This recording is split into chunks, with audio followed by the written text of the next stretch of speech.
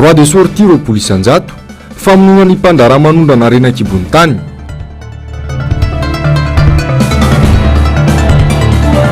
Mpivarotra itsy amin'ny sampanana Ambotrimanjaka mampanay ny hoavin'ny asa tanana malagasy. Zaza moron-dalana manodidina ny 703 arivo tamin'ny taona 2012 arivo. Alarobia 12 ny volana aprily taona 2012 arivo aterina indray ny araba tompo klasy sy tompo vavy tonga soanao ato anatin'ny fotoanan'ny fampalalama avao ny fahitalavitra MBS manasanao mpanajana sy ampitiavana indray ny tenako anaraka izany hatramin'ny farany. Apejen'ny raharam-pirenena sy manodidina ny fifidianana avetrany no isataratsika ny fampalalamba avao. Akoatra ny teti-dratsy amin'ny fikonkononana alabato dia afatra mafonja ho an'ny mpitondra maneho ny tsy fahatomombanana anatin'ny fikirakarana ny fifidianana no azo andikana ny tahambany ho amin'ny fisoratana anarana anatin'ny fifidianana ho an'ny eto amin'ny faritra Analamanga raha nambaran'ny sekretera jeneraly ny Antokotrikafo Eliara Bevahiny tamin'ity androan'ity ny Siprianzay tateriny avitra solonaibe sy ambola avatsara. Tsy tody folo tapitra isakory no isan'ireo olom-pirenena tafiditra anatin'ny lisam-pifidianana araka ny tatitra ny Seniomaly. Tsikaritra fa malaina hiditra anatin'ny lisam-pifidianana ny avy eto Analamanga. Tanjona napetraka nefa ny ahatrarana mpifidy 10.30 tapitrisa voasoratra anarana anatin'ny lisam-pifidianana mialohan'ny tena ifarana ny fisoratana anarana amin'ny 1 Mey. Tokony hahatonga saina ny mpitondra indrindra ireo rafitra misana ny fifidianana ny fahalainan'ny olom-pirenena anoratra anarana. Dika zay ve satria ny olona mahafantatra bebe kokoa ny zavatra misy ny mponin'Antananarivo dia tsy marisika amin'ilay firosoana na fidirana anatin'ny lisam-pifidianana.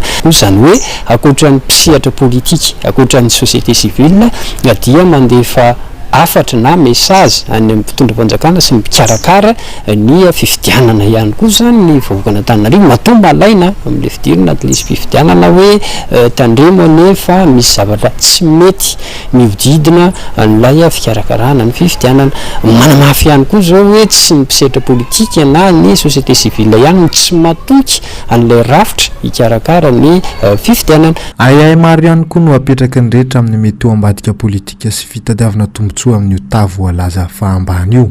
Koa dia hoe iroso vety satria efa mahazo antoka hoe ao anatin'ilay 9 millions dia ny hoe pomba ny mpitondra ankehitriny mibetsaka ao anatin'ilay lisam-pifidianana ilay jugement supplétif sy ny karazany ireny koa mbola mametraka adivitra be zany ka ozy hoe satria hoe mahazo antoka ilay mpitondra fa ho tafavoaka amin'ilay fifidianana dia irosona anjambana ilay fifidianana izay fantatsika hoe mety hiteraka olana eto amin'ny firenena. Antsoany tsy misy fiafarany no ataon'ireo mpanao politika sy ireo firaisan'olom-pirenena maro isin'ny filaminana mialoha mandritra ary indrindra aorian'ny fifidianana ho tombotsoan'ny firenena sy ny vahoaka malagasy dia ny irosona amin'ny fitiavan-doam-pirenena.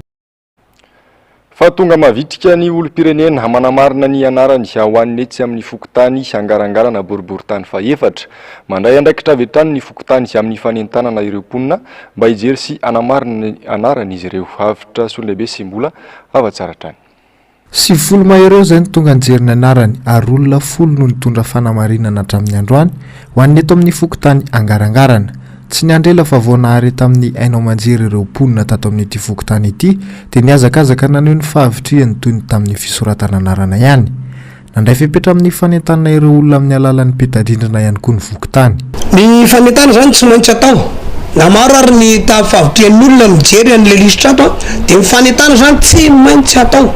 Satria ny olona zany tsy ary tratraotrany daholo fa tsy maintsy asiana fisasa zany any amin'ny toerana anankiray isaka mifatra zany atao hoe mitongavy ianareo hijery ny lisam-pifidianana aminareo sy anamarina ny anaranao tsara sy momomo anareo anatin'ny lisam-pifidianana zay vonjimaika na alefa ty amin'ny fokotany. Miverina misokatra ny alatsinainy hatramin'ny alahady indray araka izany ny fokotany mba hitsojovana ireo olona miasa sy sahirana amin'ny andavanandro.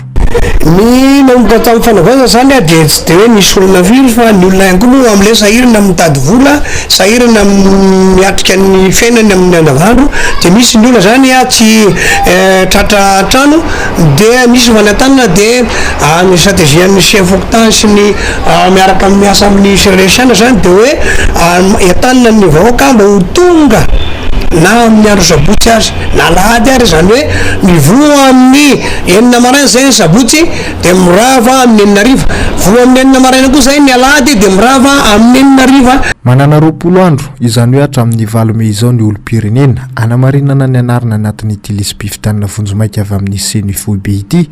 Zava-dehibe ny misoratra anatin'ny lisam-pifidianana ary zosy adidin'ny tsirairay anafana ny firenena ao anatin'izao lavaka mangitsokitsika izao ny fahafahana manio sy miaro ny safidy. Vaovao mahakasika ny fifidianana izay hatrany izay atsitratra ihany koa ny tanjona ho an'ny distrika Ambatondrazaka raha ny isan'ireo mpifidy voasoratra anarana ao anatin'ny lisam-pifidianana vonjomaika mitatitra amintsika ny andinindiny bebe kokoa mahakasika izay ny mpanao gazetiny MBS any an-toerana. Fidy 7,7 sy ray hetsy no voasoratra anarana tao anatin'ny lisitry ny mpifidy no faranana vonjomaika ny faraky ambin'ny folo ny volana aprily raha ho an'ny distrika Ambatondrazaka.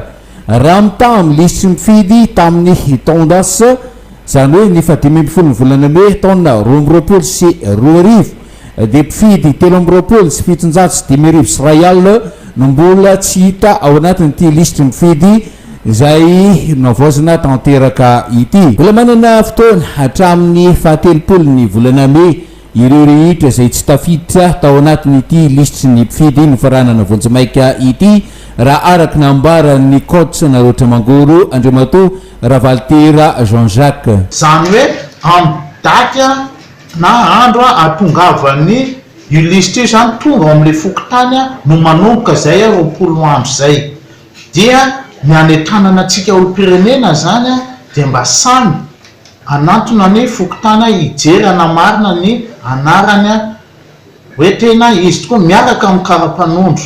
Zany hoe ny fokotana zany tsy mipetraka fotsiny tonga le olona dia hoe iza ny anaranao de ato ianao fa ianao mihitsy ny tompon'andraikitra voalohany miaraka amin'ny karapanondro anamarina ny anaranao eo amin'le lisitra tsy ny anarana rery no ho amarinina fa mombamomba anao ray manontolo zay mitovy ao anatin'ny karapanondro iny sao olombelona ihany nanao an'ny sezia mety misy fahadisona na ny daty naterahany zany na ny anaran'ny ray na reny sy ny toerana misy anao. Ho antsika rehetra zay olom-pirenena na femifepetra zany hoe femy 20 taona zany zay mbola tsy nisoratra kosa tao anatin'ny lisitry ny mpifidy na nanantona ny fokotany de entanina foana izy zany anatina fokotany satria amin'ny farany volana Mey 2020 no farany fandraisana ny olom-pirenena misoratra anatin'ny lisitry ny mpifidy zany hoe tsy hoe vita androany akory ny famaranana vonjomaika de tsy afaka misoratra tsony ianao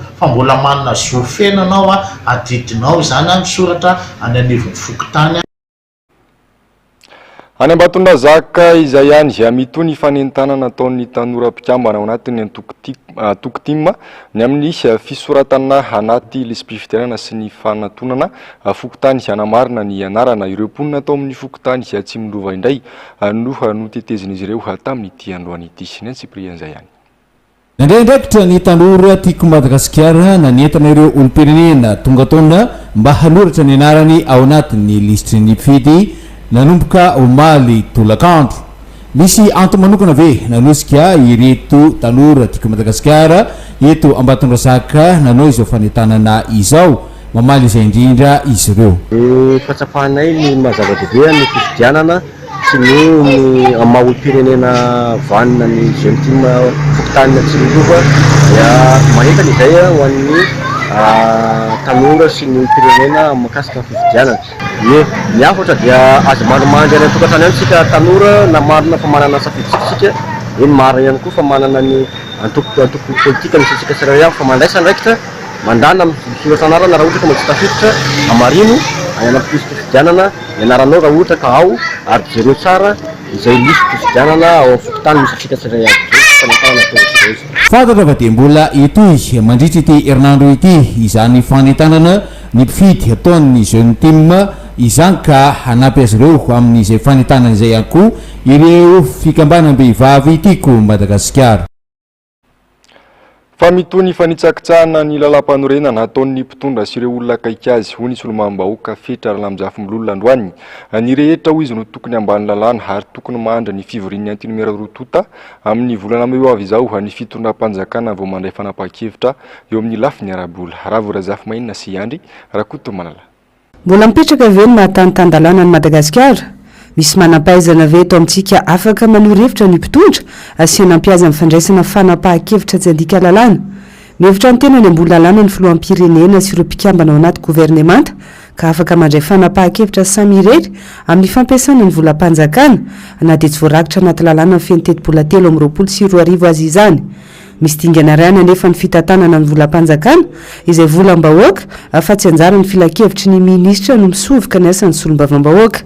Mibaribary ny tsy fahaiza mitondra ny asany atao tsy ampy fahalalana mitondra firenena na ihany koa manao ny vahoaka hobado ka hanangana fototra-avitrasa tsy hitondra fivoarana na inona kory amin'ny fiakaran'ny vidim-piainana ankehitriny.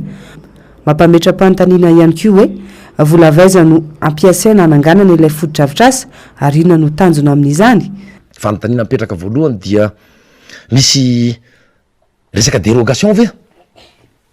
Misy zavatra ho tapahan'ireo olon'ireo indray? Satria efa tena tototsy ny zany tsy fanarahan-dalàna sy fanitsakitsahana lalam-pandroenana zany ny tranga rehetra nisy teto amin'ity firenena ity hatramin'ny tondrana Andriamatoa Rajoelina dia anampy-trotraka indray taorinany zany hoe filan-kevitry ministra natao tamin'ny herin'ny androany zay dia inona lay izy ndray fanapahan-kevitra izy zany ilahatra amin'ilay atao hoe loi de finance zany izy initialy io resahako tsy misy afaka manova zay voasoratra atao satria lalàna iny ary eny voakasiky zay hatraminao Andriamatoa filoha na ianareo governemanta na iza eto amin'ity Madagasikara ity tsy misy amboniny izany lalàna mifeny teti-bola efa lany tena nivony antemera-pirenena satria autorisation ny parlemanta ary fahefan'ny parlemanta ny antemera-pirenena manokana miaraka amin'ny Sénat izay zavatra zay zay fanapahan-kevitra sy autorisation nomeny zay tsy afaka mandinga nanio ianao na Andriamatoa filoha na ny filan-kevitra minisa niza vorinao eto amin'ity tany ity fa tsy maintsy miandry ianao ny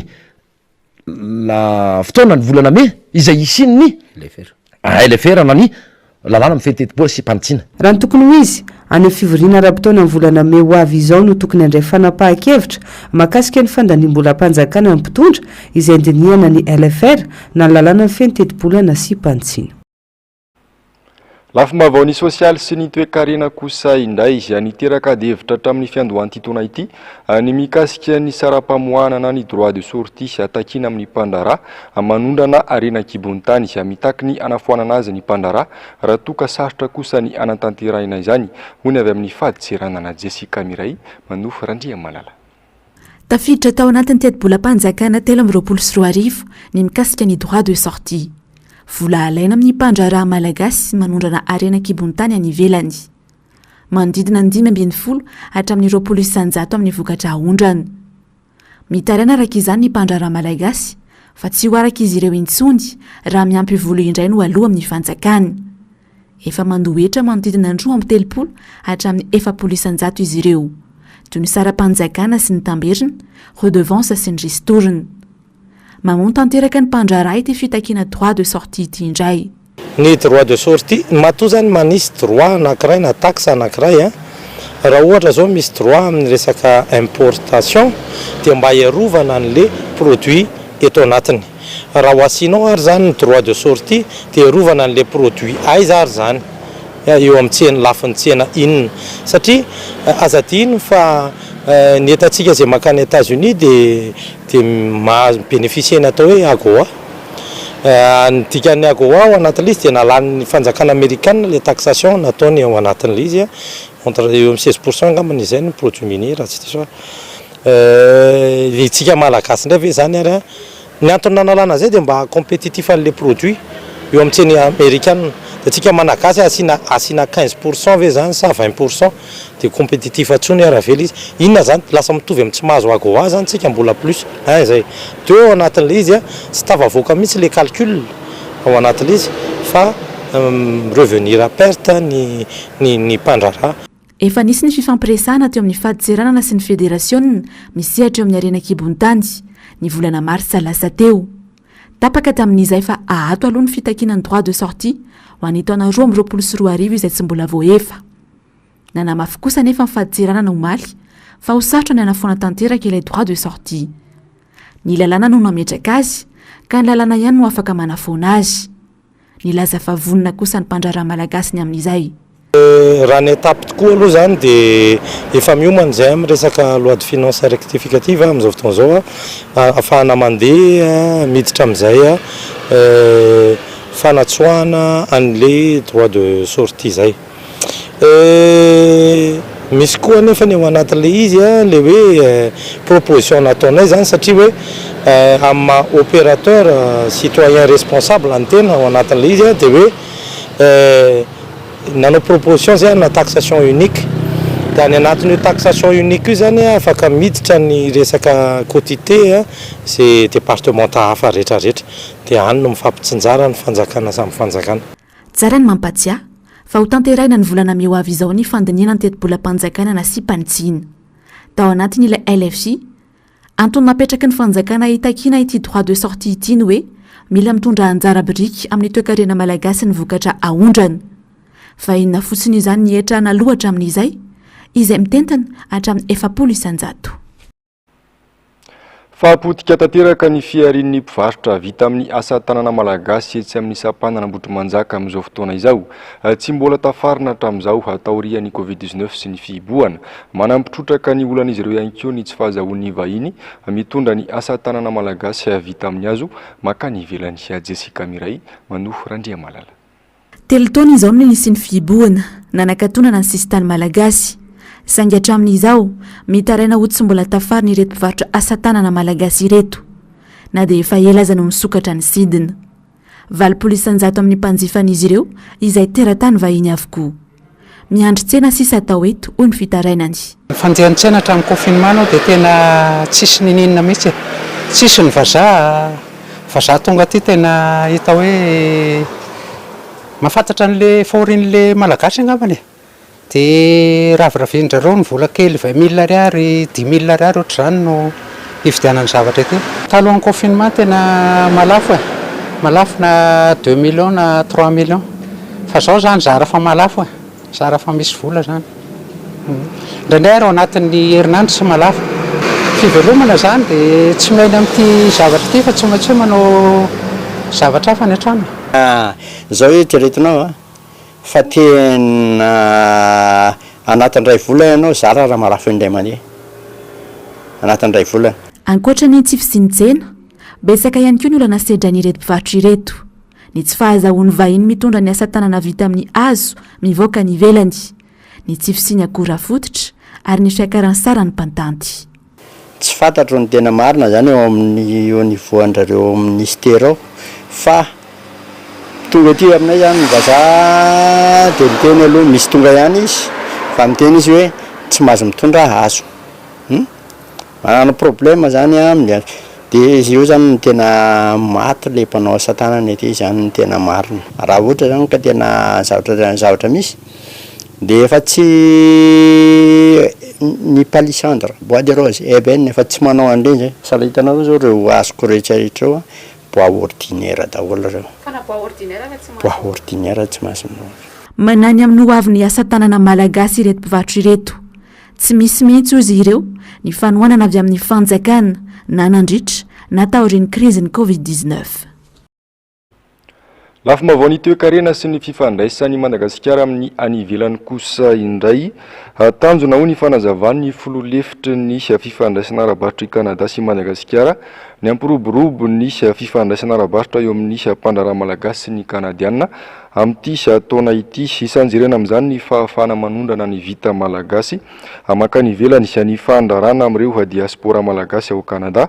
Eo ihany koa ny fandraisana anjara amin'ny hetsika iraisam-pirenena momba ny sakafo atao any Toronto Kanada ny isivy hatramin'ny 1 meo avy izao. Raha ny vokatra azo tamin'ny andihan'ny 7 farany teo dia nazahoana nampiodina vola hatramin'ny 5 tapitrisa $7 izany. Nahita pitombony enina amby 30 ihany koa ireo mpandray anjara ka malagasy ny 30 ary kanadiana ny 110. Nisy moa androany ny fampahafantarana tamin'ny fomba ofisialy fifanarahana ara-barotra andiany fa efatra io atetsy amin'ny tranobe ny varotra sy ny industria atetsy Antaninarenina. Ivadikeo amin'ny lafim-baovao sosialy kosa isika commune isan'ny mamatsy vary Antananarivo ny commune Ambohitrimanjaka miady ireny nefa amin'ny fampandrosoana sy ny fanamboarana ny fotodrafitrasa manao antsoava araka izany ny be ny tanàna. Jessica Miray manofy Randriamalina. Mahery ny 4 hektara ny tanimbary eto Ambohitrimanjaka akoatra ny volovary miantoka ny fiompiana trondro gana sy gisa ihany koa ny tanimbary eto. Anisan'ny mamatsy vary ny Antananarivo renivohitra sy ny manodidina ny Ambohitrimanjaka. Efa antitra nefa ny fotodrafitrasa eto toy ny tohadrano izay misy vaky indray amin'izao fotoana izao. Ny lalana fivoahan'ny vokatra ihany koa efa potika. Hatramin'izay aloha zany efa nisy fotoana mihitsy zay tamin'ny taona taloha nanaovana ihany le fotodrafitrasa ny barazy teny Antsapanana zany izay simba nisy teo amin'ny 20 metatra teo vaky le barazy nandondombaravarina tany amin'ny ministère fambolena mihitsy ary niresaka tamin'ny ministre fambolena fa izahay commune efatra moa zany zay miantoka ny barazy io Akadimanga, Ambohidrapety, Fiambonana ary Ambohitrimanjaka fa tsy nahazo valy nanampanantenanay zany fa vita foana ny fampidirana rano vita ny barazy vita ny kanalina fa dia indrisy moa zany tsy nahazo fanampina avy any ministère ny fambolena zay misy vakinay zany zao dia mba anaovana antsoavo aminy amin'ny tontolo ity eveny hoe mba ho tonga sainy amin'izay ngamba ny ministère ny fambolena fitonam-panjakana mba hanampy ny ambanivohitra tahaka an'izao amin'ny resaka fambolena vary. Misedra olana ihany koa nefa ny commune eo amin'ny fampandrosoana sy ny fanaovana fotodrafitrasa lehibe satria tsy mbola nalohan'ny fanjakana hatramin'izao ny ampahana hetra tokony iverina amin'ny commune. Titoanty zany commune somary kelikely any toe-bola ny antony dia satria zay hoe misy zany ny volan'ny impôt synthétique sy ny impôt licence mbola tsy mirotsaka zay anaovana antsoavo koa zany ho an'ny trésor alefaso ary tsy hay vola mba hafaray manao ny asa fampandroana ity anivony commune ao anatin'izao fahasairana na misy ny lalana rehetrarehetra no Ambohitrimanjaka simba anaovana antsoavo koa zany ho an'ny fatran'Alamanga. Ho fanampina ny fitadiavam-bola notokanana androany ny tsenabe efadray efadreny eto Ambohitrimanjaka. Tanjona dia ny fampahafantarana ny commune aharitra 9 andro ny tsenabe izay farana ny 5 ny volana aprily avy izao. Fady sisika lehibe andrasana amin'ny fitondram-panjakana ny ampitomonina ny teti-bola iahina ireo zaza eny amoron-dalana sy ny hametrahana ny politika ho fiarovana azy ireny. Anatin'ny andro iraisam-pirenena ho an'ny zaza eny an-dalana izay nankalazaina androany dia nisy nietsika niarahana tamin'ireo zaza efa raisina ny tanàna eny amin'ireo ivitoerana 10 ao anatin'ny firaisamonim-pirenena miany ankizy atetsy alarobia avitra solondehibe sy mbola avatsara. Maro ireo tokantrano ny sahirana ka mitady fanampiana amin'ny fampianarana sy ny fampisitahana ny zanany fiainana tsaratsara kokoa. Isan'izany fahasahiranany zany tsy fisiana azona mamelona ny ankohonana ka nahatonga ny ray aman-dreny manatona ireny ivitoerana mandray ireo zaza sokajiana homony eny an-dalambe. Ny fiainanay andavanandro toko dia mikarama manasa lamba ny asa ataoko dia mikarama mitaona ran'olona dia misy moa ream-panankareny zany no teny hoe misy fako ariana dia izay ny asa ataoko hoe angataka fanampiana raha ohatra ka mba hoe misy azo atao zany aminay zany. Areo ankizy ireo tompoko tsisy mianatra satria teo aloha ireo nianatra dia nefa taty ariana zany tsy vitako tsolo le fianarana. Mbola manano sarotra ny fanisana ireo zaza eny an-dalana raha ny antotanisa farany tamin'ny taona 2012 dia manodidina 703 ireo zaza miriry teny an-dalambe miaina anaty herisetra ampiasaina mirenireny tsy misitraka ny zo fototra araka ny lalam-pandrenena malagasy sy ny satairaisam-pirenena momba ny zon'olombelona sy ny zon'ny ankizy izay sony avina. Nisy nietsika fifampiresana teo amin'ireo ivitoerana nandray tany Nazareny natao tetsy alarobia. Misy ankizy ao zay sendrany hoe misy fianakaviana manao herisetra aminy dia lasa izy mandositra. Misy ankizy ao izay hoe mahantra ny fianakaviana dia tsy maintsy na tsy ampitaona ary izy dia tsy maintsy manao izay avelomany ny tenany ary miasa mitady asa eny amin'ny arabe. Teo aloha tsika tsy heritreritra fa ny ankizy matory an-dalambe nateraka teny an-dalambe ihany no atao hoe enfant en situation de tsy izay araka ny voalazan'ny firenena mikambana. Atsitsika maro no mbola ataon'ny firaisamonim-pirenena amin'ny fitondram-panjakana mba hisitrahana ireo zaza ireo ny zony mitovy ny zaza rehetra.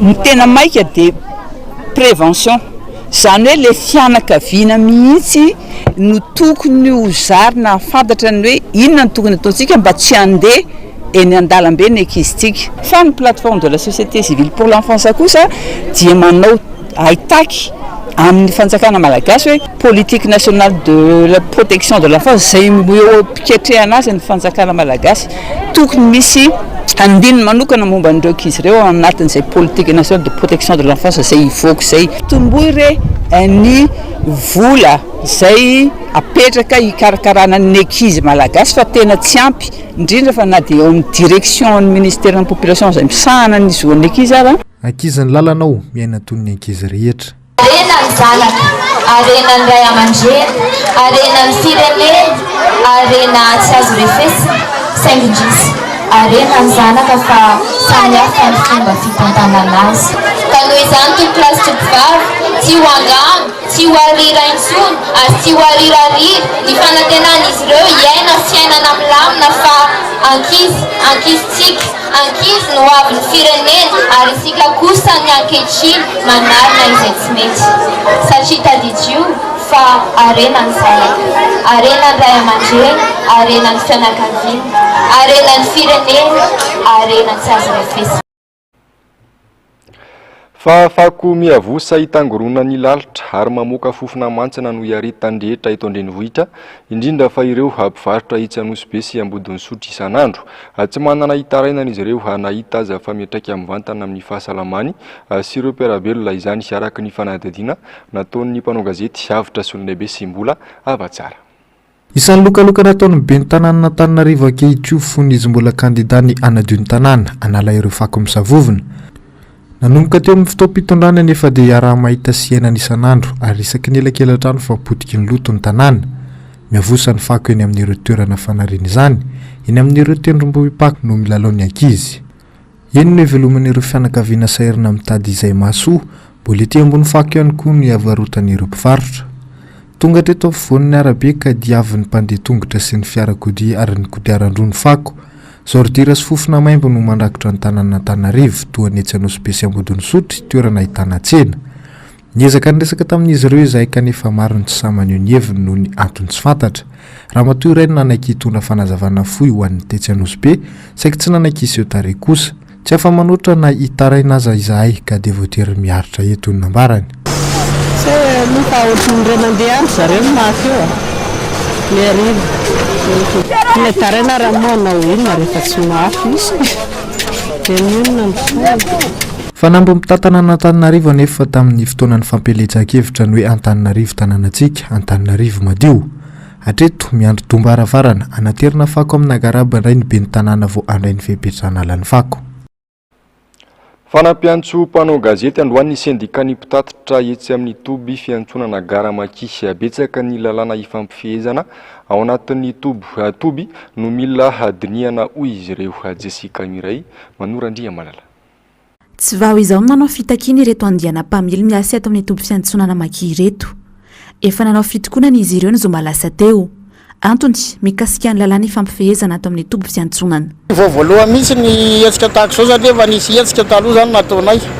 Ary le izy mbola miverina mandrakitry ny androany any satria fahafantaranay n'ity gara rotera ty dia voie publique io fa tsy an'olo tokana. Dia aminay zany rehefa voie publique dia afaka ny idiran'ny olona rehetra io fa tsy tokony tsisy na sakatsakana na ray arana. Tsy zay nefa le misy. Tsy zay zavatra misy. Fa androany raha tsy mitondra tomobile miditra ao dia tsy mahazo mihitsy zany anao pointage fotsiny arana fa toa dia voaroaka. Misy moa sasany toa dia voasakana zany dia entina hoe tsy mahazo miditra anatin'ity parkage ity mihitsy. Moa koa zany ny zavatra iainanay ato dia ohatran'ny sanatria ohatra fondran'ny sefaly misy satria zay voateritery be da be zavatra tsy azonay atao ao. Le fonja tenenay zany dia voafefe be zay satria zay zao raha ohatra ka tonga avy manao voyage dia mandra-pialan'ny client ohatra vaky le pneu dia tsy azonay atao zay. Nanamafy kosa ny mpitantana eto amin'ny toby fiantsonana Maki fa olona tsy manana fiara ireto nanao fitakiana ireto. Efa nisan'ny koa ny fivoriana ny arahana tamin'ny filohan'ny kooperativa ny 13 aprily teo nanapahana ny hevitra izay toery ny mpamily sasany.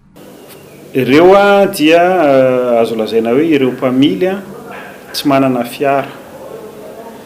Ny ale tsy manana fiara, tsy haiko aloha ny antony tsy ananany fiara sy tsy atokisan'ny mpampiasa azy azy intsony tsy fantatro zay. Misy ireo mpamily sasany zay le azo lazay hoe tsy manana fiara na tsy manana lakile moa fiantsony azy eto a, manao asana mity izy teo manera, zany hoe mitondra olona avy any izy a de amidiny amin-drakoto, amidiny amin-drabe a ohatrohatran'izay. De na zareo moa niaiky an'izay hoe misy ireo namanay manao an'izany. De zay zavatra zay a azo lazaina hoe ny vovoalohany amin'izany aloha de le tompona fiara ireo préposé, satria lasa raha 30 000 ariary ny frais de mbola angalana 10% de angalana an'izao de lasa kely sisa ny tonga any amin'ny tompona fiara, nefa raha malala ny zava-misy amin'izao fotoana zao a, ny resaka lalana, ny resaka entretien na fiara efa mafy be. Efa nisy ny fifampiresana teo amin'ny syndicat ny mpamily sy ny mpitantana io atoandro io, nanambarany syndicat ny mpamily fa efa niravina tamin'ny ampahany ny olana izy ireo. Vaovao ny fanatanjahantena niakatra trany ny lentany Lorara Soanaivo mpikatroka amin'ny taranja judo avy amin'ny club ny Saint-Michel. Lora no laharana voalohany maneran-tany ao amin'ny Sokaj Junior latsaky ny 70 kilao eo amin'ity taranja ity ankehitriny. Ny medaly volamena azo ny farany nandritra ny Open Afrika tany Luandary ny vohitra Angola. Ny herinandro lasa teo nazahoany ny laharana voalohany araky ny tatitra navoaka ny fédération iraisam-pirenena ho an'ny taranja judo. Sambany teo amin'ny tantaran'ny judo malagasy no nisy fahombiazana toy izao. Nilaza moa i Lora fa tsy mora nisy anazahoana medaly volamena, nisy ny fahombiazana teo ihany koa ny faharesena saingy anakana lesona avokoa izany rehetra izany. Eo amin'ny maresaka iraisam-pirenena ny 3 volana ity taona ity no nahafaty olona be indrindra ny fifindramonina tao amin'ny faritry ny Mediterranée raha oharina tamin'ny taona 1724 araky ny tatitry ny firenena mikambana. Ho an'ny kontinent afrikanina indray tsintsahany niakatra tao anatin'ny 20 taona ireo olona mpitsopo ny nana ireo. Ravorazafy Mainina sy Andry Rakota Malala. Raika amby efapolo sy efajato ireo olona mpifindramona namony ihany teo anelanelan'ny janoary sy martsy ity taona ity atao amin'ny faritry ny Mediterranée ho ny tompona andraikitra misahana amin'ny fifindramona eo anivon'ny firenena mikambana Antonio Vitorino. Ahina nefa ny mbola mety itombony isy io noho ny antony maro. Ny eto amin'ny kontinanta afrikanina ihany koa miakatra hatrany ny salanisan'ireo mpitsomponenana sy mpifindramona atao anatin'ny 20 taona. 3 isanjato izay fiakarana izay nanomboka ny taona 14 no makaty. Amin'ny ankapobeny atao anatin'ny kontinanta afrikanina ihany no mifindrafindra izy ireo mitady asa any amin'ireo firenena mandroso kokoa. Afrika Atsimo, Côte d'Ivoire ary Nigeria kosa no betsaka mpifindramona raha ny fantatra no izy ireo mandroso ara-toekarena. Raha ny antota anisan'ny voaka farany 14 isanjato ny teratany afrikanina ihany no lasa mivoaka ny kontinanta raha 20 isanjato kosa ireo aziatika ary 20 isanjato ny europeanina. Ankoatra lafiny ara-tsosialy sy ara-toekarena nefa anisa mampirisika ny ankamaroan'ny olona mifindramona ny ady sy ny vokatry ny fiovaovan'ny ny toetrandro. Toy ny haitany, ny tondra-drano izay tsy avy tany mamboly intsony ka mahatonga ny olona hifindra toerana. Tao anatin'ny 10 taona izao teratany afrikanina 2.5 tapitrisa no niala ny toeram-ponenany no ny loza voajanahary. Tapitra trondry ny fampalalam-baovao tompo klasy tompoky vavy mankasitraka anao nanaraka izany sy aditra amin'ny farany toy ny mahazatra moa dia ny fandarana ona marina sy ny global news ary ny fandarana sahila sao ireo no arainao avy hatrany aorian'izao fampalalam-baovao izao. Aorian'izay kosa ny horonan-tsarindry amin'izao mitondra ny lohateny hoe sauvage ny tenako mametraka ny mandrapitafa tompo klasy tompoky vavy.